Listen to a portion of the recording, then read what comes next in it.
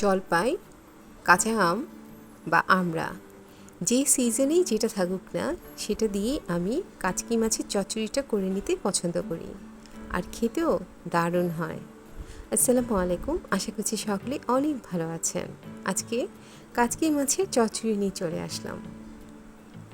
সেদিন বাজার থেকে কাচকি মাছটা যখন আনলো দেখলাম এতটাই ফ্রেশ ছিল মাছটা, আমার তো মনে হচ্ছিল আমি সাথে সাথে কাঁচাটাই খেয়ে ফেলি। প্রথমে কাচকি মাছটা পানি দিয়ে 2-3 বার ভালো করে ধুয়ে নিয়ে পানি ঝরিয়ে নিয়েছি। এরপরে সামান্য পরিমাণে লবণ, হলুদের গুঁড়া, মরিচের গুঁড়া দিয়ে ভালো মতো মাখিয়ে নিয়ে মাখানোটা আলতো আলতো করে মাখাতে হবে। বেশি জাতা দিয়ে মাখালে কাচকি মাছগুলো ভেঙে যাবে। এভাবে আলতো আলতো করে মাখিয়ে নিয়ে চুলোতে প্যান দিয়ে সামান্য পরিমাণে তেলটা প্যানে গরম করে নিয়ে কাচকি মাছগুলো ভেজে নেব। প্যানে যখন তেলটা দিব তখন প্যানটা হাত দিয়ে ঘুরিয়ে নিয়ে পুরা প্যানে তেলটা ভরিয়ে নিতে হবে। এরপর কাচকি মাছটা দিয়ে ঠিক চলটি দিয়ে এভাবে আস্তে আস্তে পুরো প্যানে ছড়িয়ে দিতে হবে।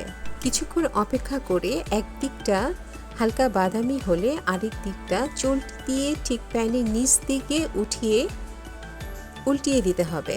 একবার ভেজে নিলে ভাজা হয়ে যাবে। ভাজাটা ঠিক এইরকমটা হবে। এবারে কড়াইতে আধা চা চামচ কালো জিরা বাগার দিয়ে 1 কাপ কুচি করে রাখা পেঁয়াজ দিয়ে দিলাম। হালকা করে ভেজে নেব। টমেটো দিয়ে দিলাম ছোট দুটো, পাতলা পাতলা করে কেটে নিয়ে। টমেটোটা পেঁয়াজের সাথে আরেকটু হালকা করে ভাজলাম। বেশি ভাজা যাবে না, ঠিক এরকমটাই সাদা সাদা থাকবে। স্বাদ মতো লবণ দিয়ে নিলাম এবং আধা চা চামচ আদা রসুন পেস্ট দিয়ে নিলাম।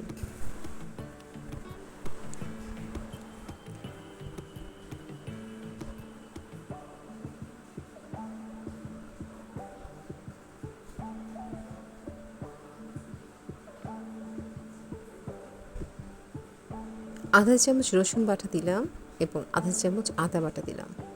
এবারে কিছুক্ষণ তেলের মাঝখানটাতে ভেজে নিলাম যাতে আদা রসুনের কাঁচা গন্ধটা চলে যায়। এবার পেঁয়াজ টমেটোর সাথে আরেকটু ভেজে নিয়ে অল্প করে পানি দিয়ে নেব মশলা কষাবার জন্য।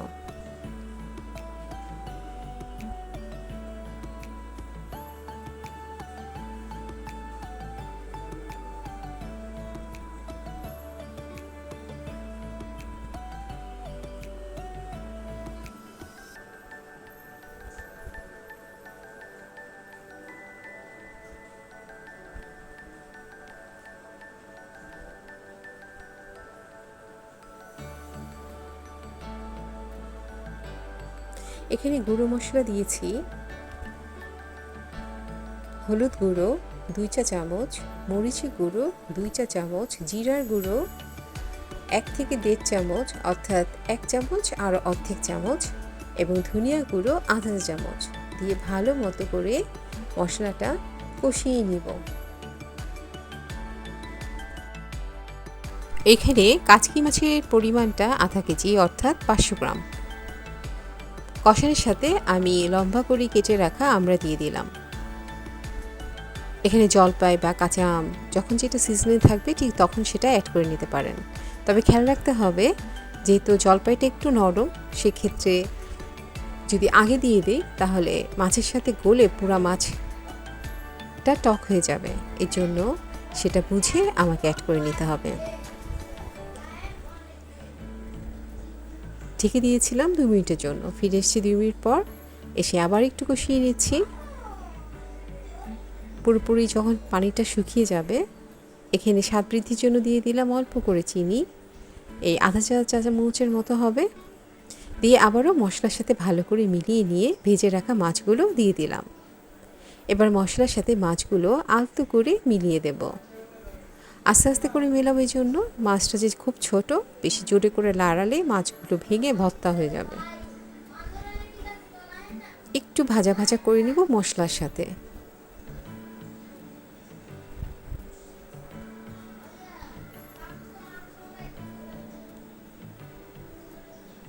এবারে গরম পানি দিয়ে দিব যাতে মাছ রান্নাটা একটু মাখা মাখা হয়।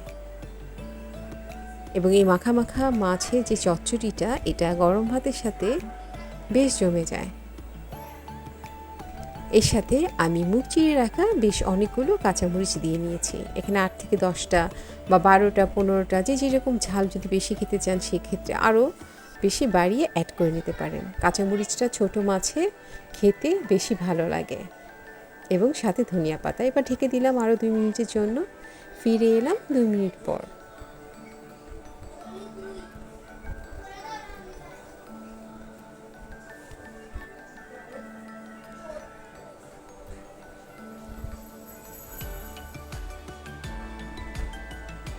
আলতো করে এপিট ওপিট মাছের সাথে ধনিয়া পাতাটা মিলিয়ে দেব। এতে করে খাবারের সময় ছোট মাছের সাথে কাঁচামরিচ এবং ধনিয়া পাতার সুঘ্রাণে আরও বেশি খেতে ইচ্ছে করবে। এই তো হয়ে গেল আমার কাচকি মাছের চচ্চড়ি। এতে অনেকে ভাজা জিরা অ্যাড করে নেন, হয়তো ইচ্ছে হলে আপনি দিয়ে নিতে পারেন। আমার ইচ্ছে হলো না, মনে হলো আমি আজকে ধনিয়া পাতা সুঘ্রাণে খাবো। তো আজ এখানেই শেষ করছি। সকলে অনেক ভালো থাকবেন। আল্লাহ হাফেজ।